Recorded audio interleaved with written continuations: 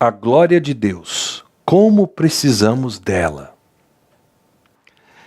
Mensagem 3. Refletir a glória de Deus é viável. Continuando nossa reflexão sobre a glória de Deus, vamos recapitular as primeiras duas mensagens.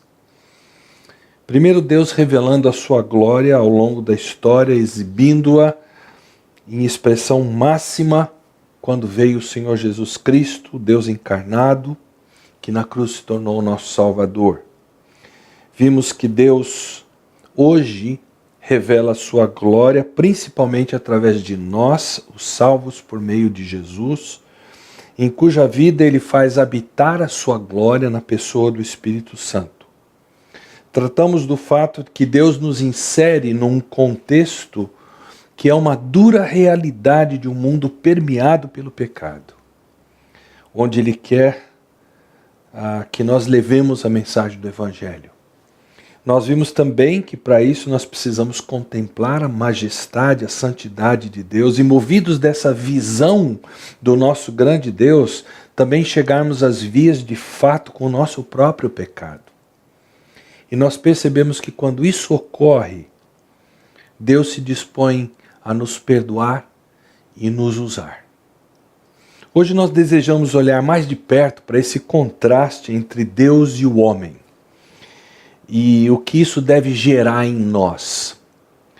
Mas nós não queremos tratar da santidade de Deus, porque nós já vimos isso bastante extensamente na última mensagem. Nós queremos tratar de outros atributos de Deus que fazem toda a diferença em como nós nos relacionamos com Ele. Nós queremos continuar olhando para a nossa condição de humanos, mas também por um prisma diferente. Um prisma que nos qualifica diante de Deus. Aí você vai dizer, peraí, será que eu ouvi certo? Nós temos algo que nos qualifica diante de Deus? Você deve estar pensando aí, até aqui as mensagens do Conexão Beriana têm batido na tecla de que nós nada merecemos diante de Deus, senão condenação. Como é que pode haver algo que nos qualifica diante de Deus?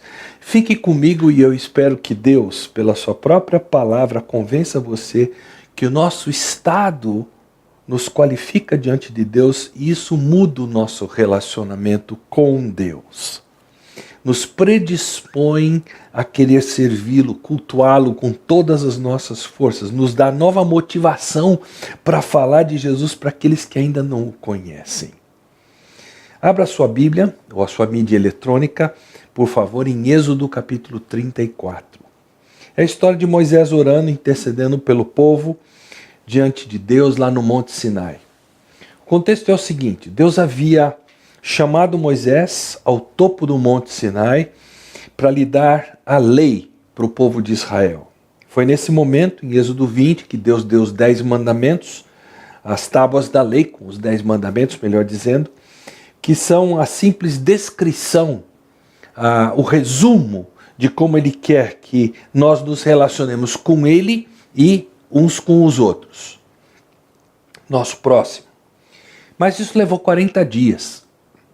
E o povo desanimou. Eles acharam que Moisés talvez tivesse morrido. E aí eles voltaram ao culto dos falsos deuses que eles haviam aprendido lá no Egito. Fizeram um bezerro de ouro e começaram a adorá-lo. Parece até a igreja dos nossos dias que quando fica sem profeta, quando fica sem ouvir a palavra de Deus, tem a tendência de voltar às velhas práticas do Egito, da velha vida antes de conhecerem a Cristo. É nesse momento que Moisés desce do monte e ele fica irado com o que ele vê e ele quebra as tábuas da lei num nítido sinal de quebra de aliança de Deus com o povo.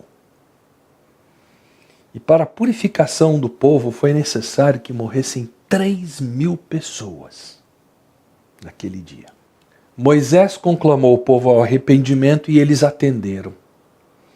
Ele entrou dentro do lugar de culto deles, o tabernáculo, a tenda do encontro, e ali mais uma vez Deus falou com Moisés, como sempre fazia, e naquele momento Moisés externou o peso que era liderar aquele povo. E pediu a Deus que lhe mostrasse a sua glória. E Deus prometeu fazer isso a Moisés. Deus disse a Moisés que lavrasse outras 2 tábuas da lei e subisse ao monte na manhã seguinte.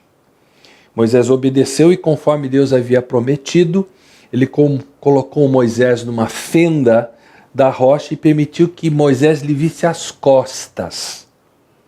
Porque o próprio Deus havia dito a Moisés, capítulo 33, versículo 20, você não poderá olhar para a minha face, pois ninguém pode me ver e continuar vivo.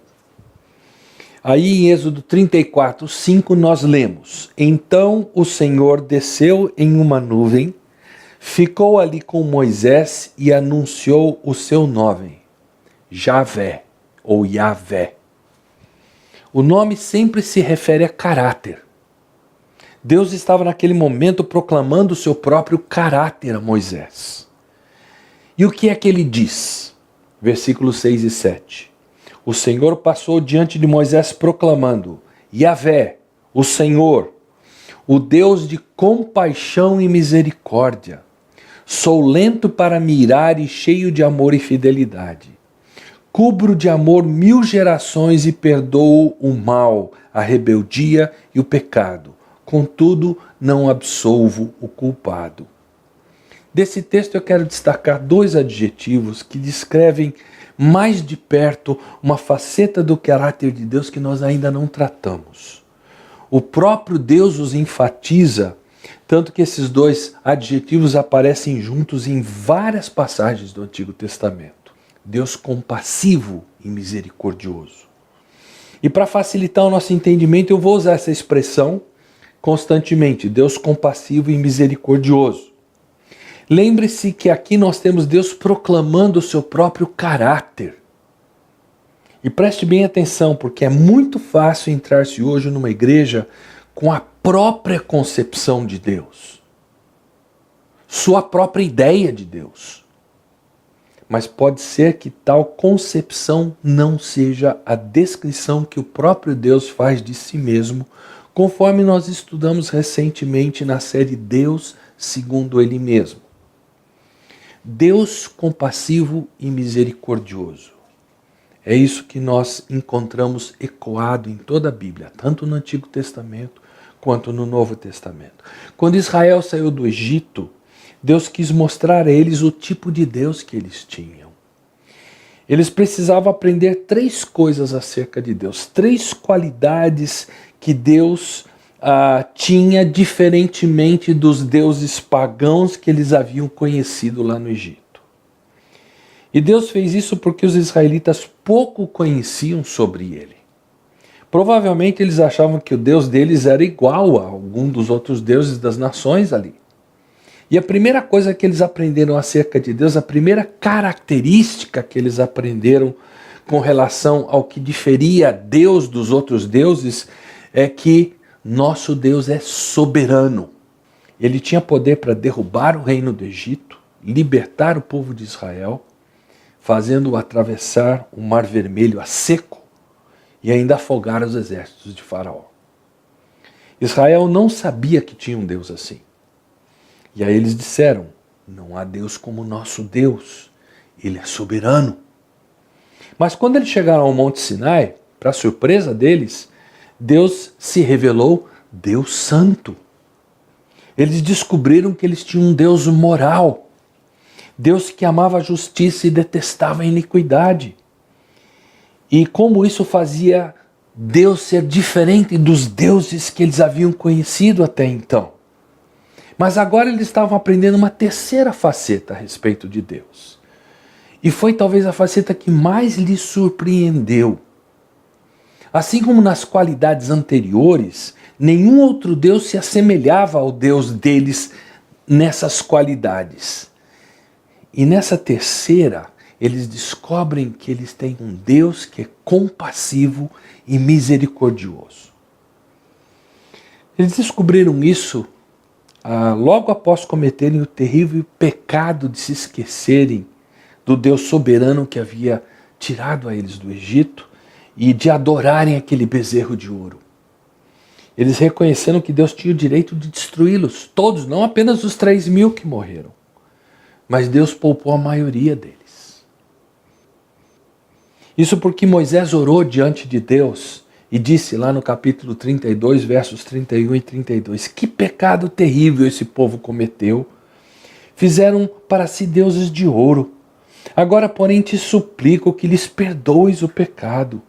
Do contrário, apaga o meu nome do registro que escreveste. Moisés não sabia quão gracioso Deus era para com os pecadores. Deus mandou o anjo dele diante do povo, chamado Anjo do Senhor. Apesar do terrível pecado, Deus iria pessoalmente com eles, porque o anjo do Senhor era Jesus aparecendo antes da sua encarnação, uma chamada teofania em teologia.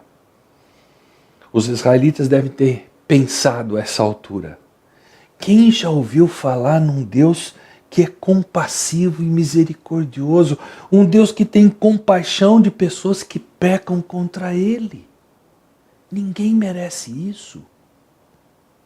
Moisés passou 40 dias contemplando o caráter de Deus, contemplando o coração de Deus, enquanto lhe dava a lei, e essa talvez tenha sido a característica mais surpreendente que Moisés descobriu. Não somente que Deus é soberano, não apenas que Ele é um Deus moral, santo, mas também que Ele é Deus gracioso e misericordioso. E não devemos nos esquecer que foi Deus quem fez questão de deixar isso muito claro a Moisés quando ele pediu para ver a glória de Deus. Yahvé, o Senhor, o Deus de compaixão e misericórdia.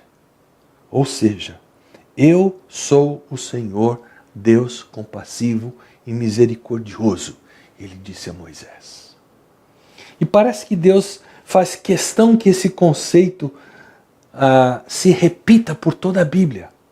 No Salmo 103:8, nós lemos o seguinte a respeito de Deus: o Senhor é compassivo e misericordioso, lento para se irar e cheio de amor. De novo os dois adjetivos juntos, compassivo e misericordioso. Em Jonas capítulo 4, versículo 2, nós encontramos as mesmas duas palavras. Sabia que és Deus misericordioso e compassivo, lento para se irar e cheio de amor. Senhor, Jonas estava dizendo aqui, eu já sabia como o Senhor é. Se existe uma coisa que nós judeus sabemos, é isso, que o Senhor é misericordioso e compassivo, pronto a derramar a sua graça. Por isso é que eu não quis vir para Nínive. Porque se eu fosse pregar o teu juízo para eles, eles haveriam de se arrepender. E o Senhor iria amolecer com eles. Porque o Senhor é Deus compassivo e misericordioso. Esse foi mais ou menos o discurso de Jonas. Eu não sei você, mas eu gosto de saber que meu Deus é assim. É uma coisa fantástica sobre o nosso Deus. Ele é compassivo e misericordioso. Misericórdia é para o sentir-se péssimo. E graça é para a nossa culpa. O estado de infelicidade em que se encontra o ser humano por causa do seu pecado parte o coração de Deus. E nem mesmo a culpa de homem faz com que Deus se afaste dele. Que Deus extraordinário que é o nosso Deus. Todo o pecado da humanidade não tem sido capaz de voltar Deus contra o homem em si. O pecador acha que seus pecados voltaram Deus contra ele. E por pensar que Deus se voltou contra ele, ele se volta contra Deus. Ele vira as costas para Deus. Mas Deus se voltou, digamos assim, contra o pecador de início, na verdade, mesmo deixando que o pecador conheça um pequeno início do seu juízo, entregando as suas próprias preferências, os seus pecados, e ainda assim Deus se põe ao lado do pecador, mesmo nesse ato. Deus tem tristeza pela situação terrível em que se encontra o pecador, por causa do pecado que pratica. E Deus se faz gracioso para com a culpa desse pecador. Foi por sentir-se assim que Deus não poupou o seu próprio filho. Quando Jesus estava na cruz, ele não precisou implorar que Deus fosse compassivo e misericordioso. Ele sempre foi Deus compassivo e misericordioso. Por isso é que Deus não abandonou o homem na sua infelicidade. Pelo contrário, ele privou os céus da presença de Cristo, seu Filho, e lançou sobre ele a minha culpa, a sua culpa, por causa do nosso pecado. Deus compassivo e misericordioso. Na época de Moisés, só Israel conhecia um Deus assim. Esse conhecimento era como que um depósito sagrado que Israel possuía. E frequentemente eles erravam e desobedeciam. E aí Deus tinha que colocá-los sob disciplina. A santidade e a justiça de Deus o exigiam. Por isso eles tiveram experiências duras, como o cativeiro babilônico. Mas sempre souberam que Deus continuava compassivo e misericordioso. E quando eles se encontravam debaixo da mão de disciplina de Deus, eles se arrependiam. Deus se mostrava mais uma vez Deus compassivo e misericordioso para eles. Abra, por favor, sua Bíblia, sua mídia eletrônica em Neemias 9,16.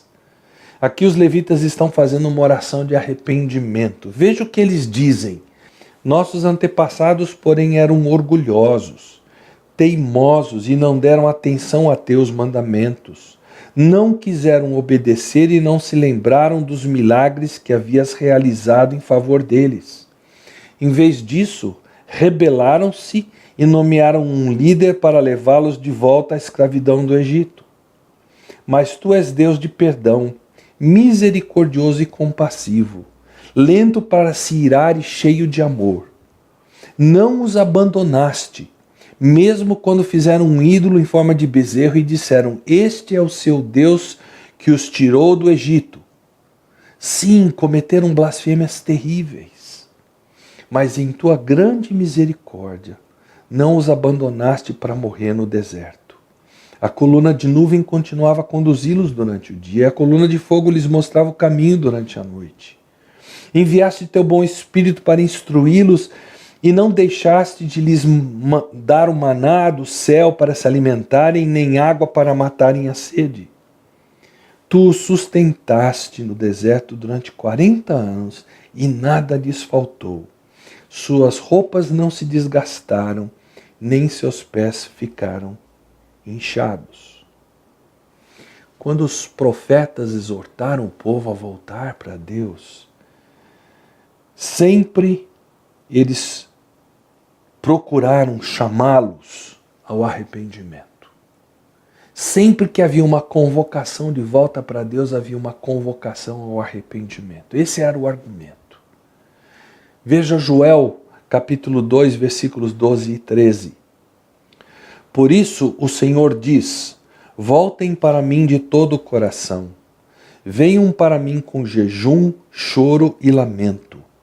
Não rasguem as roupas em sinal de tristeza, rasguem o coração. Voltem para o Senhor seu Deus, pois Ele é misericordioso e compassivo, lento para se irar e cheio de amor. Está sempre pronto a voltar atrás e não castigar. Preste bem atenção. Todo ser humano, inclusive você e eu, tem recurso para se arrepender. Deus nos encoraja ao arrependimento porque Ele é Deus compassivo e misericordioso. Se Ele é Deus compassivo, isso significa o seguinte: Ele não requer mérito seu para te abençoar. Graça não seria a graça se houvesse necessidade de existir alguma coisa boa em você para recebê-la. A graça de Deus é o amor de Deus para com aqueles que não têm nada de bom em si mesmos. Quando anunciamos a um Deus compassivo e misericordioso, nós estamos anunciando um Salvador que tem boas notícias para pessoas más. É nessa hora que o pecador pode dizer boas notícias para pessoas más, pessoas ruins. Isso se aplica a mim. Então eu me qualifico. Percebeu o que o pecador diz quando ele enxerga um Deus compassivo e misericordioso? Ele reconhece que é pecador. E tantas vezes não são os incrédulos, os descrentes que precisam enxergar esse Deus compassivo e misericordioso. São justamente os cristãos, os crentes em Cristo Jesus. Tantas vezes são os pastores, os líderes. Um Deus que é compassivo e misericordioso para com pessoas como você, como eu. E se você tem assistido as mensagens aqui no Conexão Bereana, você já parou para perceber o Deus que nós temos pregado. Deus Santo. Deus que se ira contra o mal e contra o pecado. Pois bem, hoje eu quero que você veja que Ele é o mesmo Deus da Bíblia. E esse mesmo Deus que é santo, que se ira contra o mal, contra o pecado, a Bíblia diz ser Deus compassivo e misericordioso para com o pecador. Se você assiste esses filmes hoje tão frequentes de TV, de julgamentos de assassinos, de criminosos, você já percebeu que ali os jurados estão ali para ministrar justiça, para condenar os culpados. E ali não adianta o réu se declarar culpado, isso não muda a sua condenação. No tribunal de Deus é diferente. Aquele tribunal existe para ministrar misericórdia. Quando você se vê no banco dos réus e vê quanto o seu pecado pesa para a sua condenação, e aí você diz a Deus meritíssimo, eu entendo que o Senhor tem misericórdia a dispensar para pecadores como eu. O Senhor tem compaixão, o Senhor tem graça para dispensar para pecadores como eu. E Deus diz, sim, o seu pecado já foi pago pelo meu Filho lá na cruz do Calvário. Então aí você diz para Deus, então eu me qualifico. E aqui eu quero aproveitar para falar de outros dois adjetivos também frequentemente encontrados na Bíblia, um ao lado do outro. Só que eles se referem a nós, seres humanos. O Salmo 40 diz assim, quanto a mim, pobre e aflito, o Senhor me mantém em seus pensamentos. Nós somos pobres e aflitos. A Bíblia repete essa expressão novamente a respeito do ser humano, pobre e aflito. Deus é compassivo e misericordioso, mas eu sou pobre e aflito. O Salmo 70, verso 5, diz essa mesma coisa, declara essa mesma condição. Quanto a mim, sou pobre e aflito. Vem depressa socorrer-me, ó Deus. Tu és o meu auxílio e a minha salvação. Ó Senhor, não te demores. É assim que você é assim que eu sou, pobre e aflito. Primeiramente aflito. Tantas vezes em necessidade desesperadora, por isso aflito.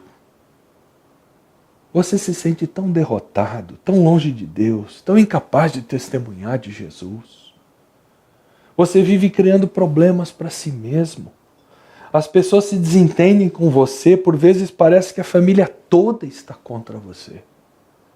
Você não se entende com a sua esposa, com o seu marido.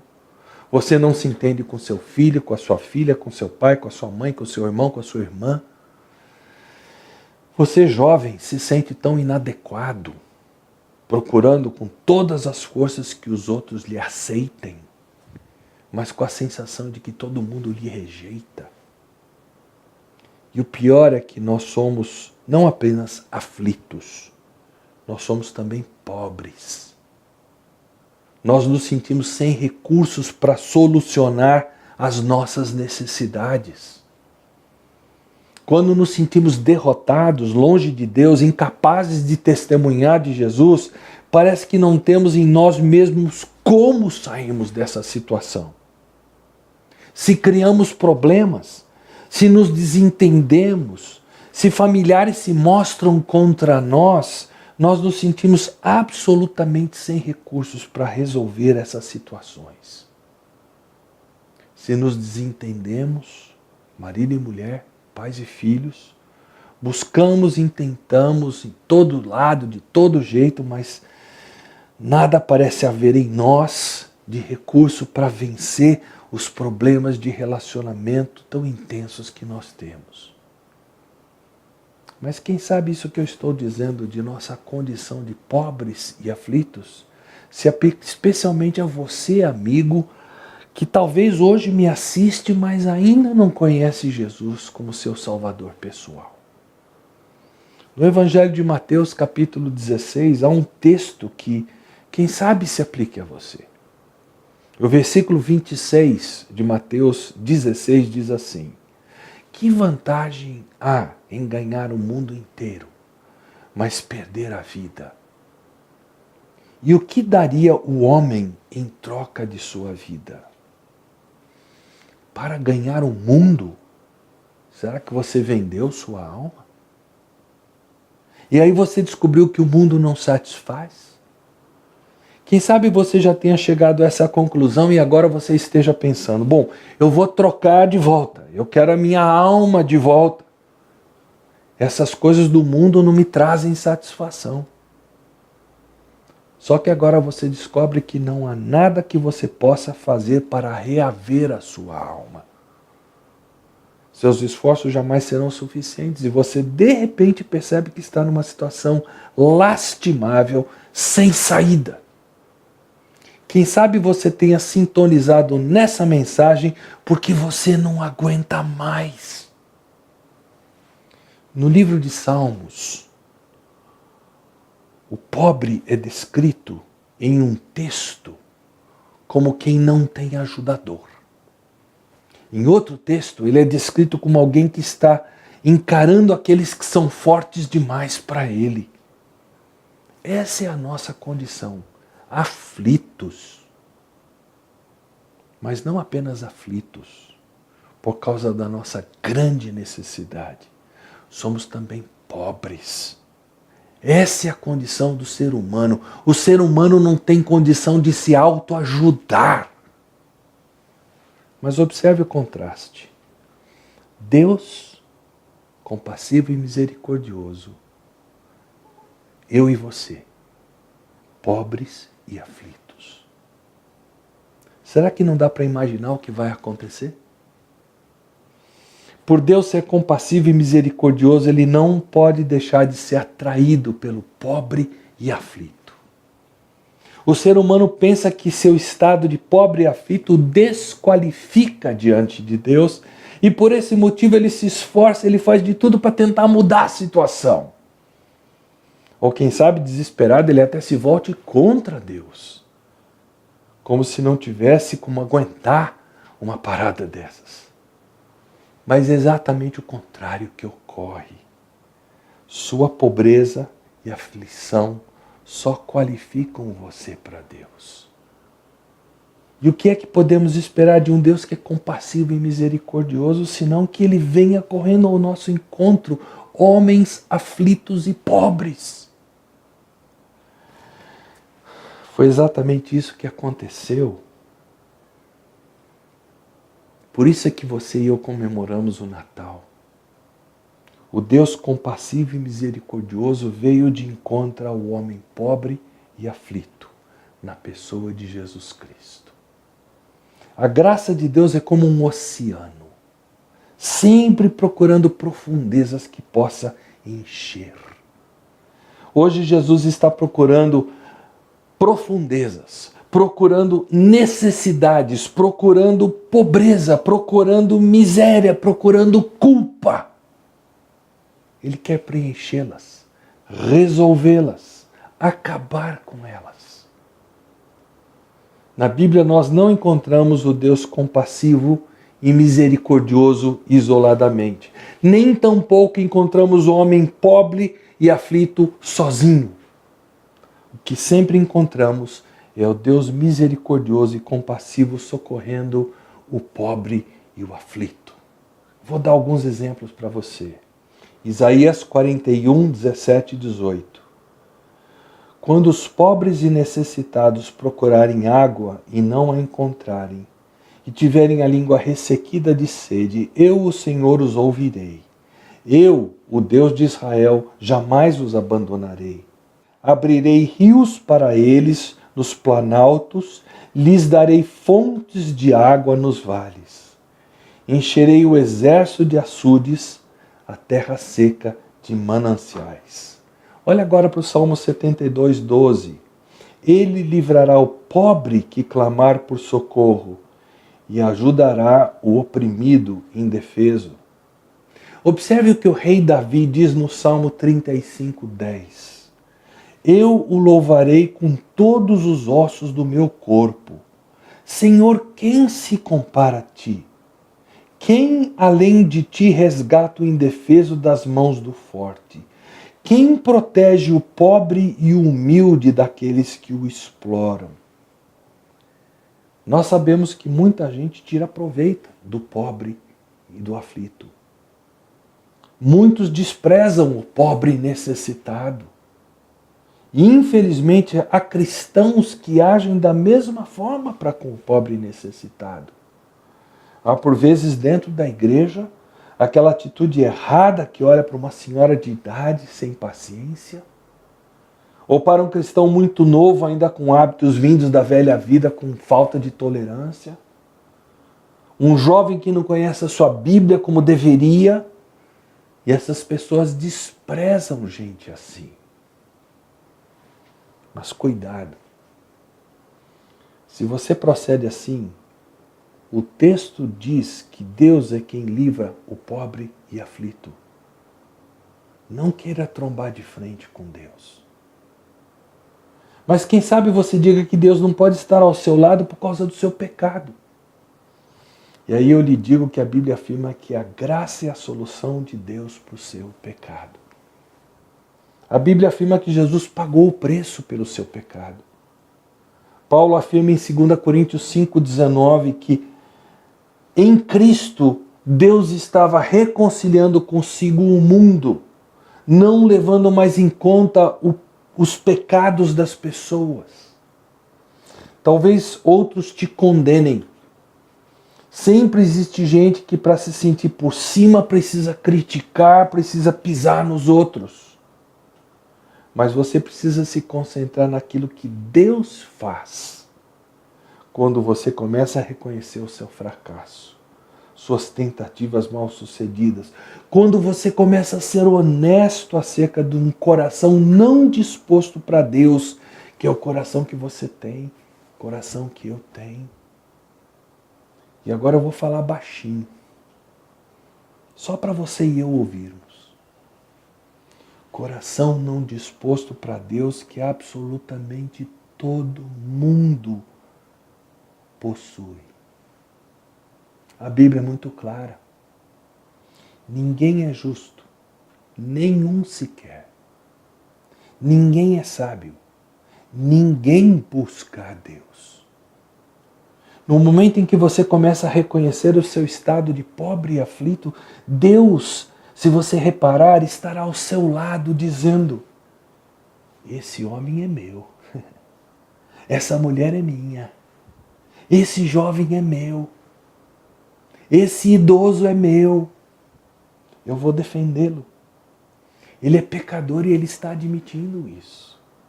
Ele acaba de me contar que é pobre e aflito. E eu sou Deus compassivo e misericordioso. Ah, como é maravilhoso saber que Deus toma o nosso caso nas suas mãos.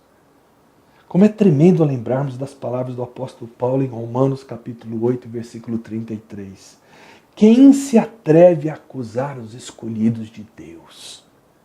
Ninguém, pois o próprio Deus nos declara justos diante dele. Deus nos ouve e vê confessando o nosso estado de pobres e aflitos. E ele diz, ele acabou de confessar que está errado. E porque ele me disse que está errado, eu declaro que ele está certo.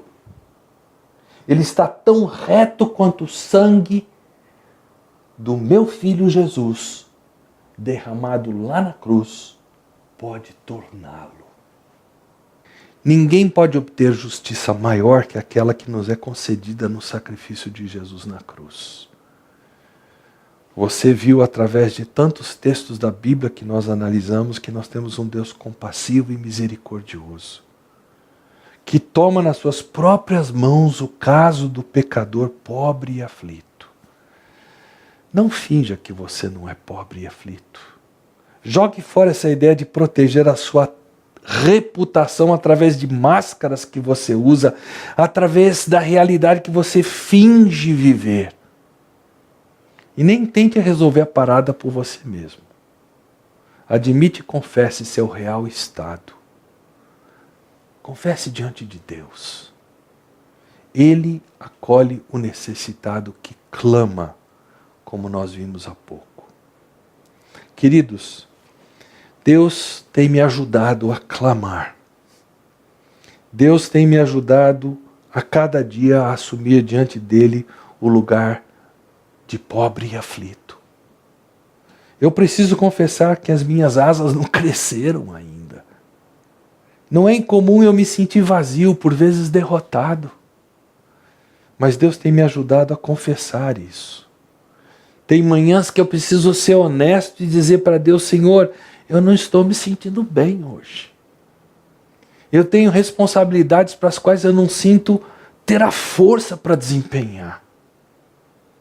Senhor, eu tenho estado tenso.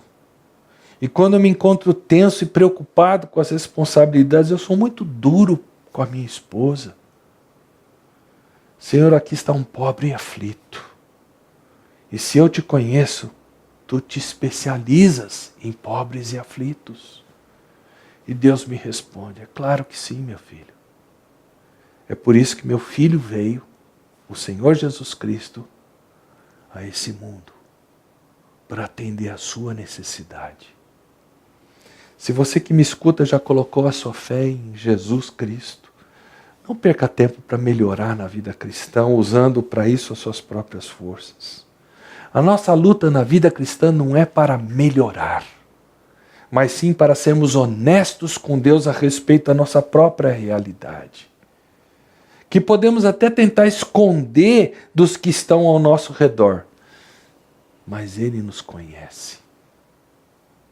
Nossa luta é a de reconhecermos que estamos vazios, para que o Espírito possa nos encher, para que a sua graça possa ir nos transformando na medida que nela nós crescemos e com isso passamos a refletir a glória de Cristo, a glória de Deus de forma mais perfeita, mais intensa, como Paulo diz lá em 2 Coríntios capítulo 3, 18. O Espírito nos transforma gradativamente à sua imagem gloriosa, a imagem do Senhor Jesus Cristo.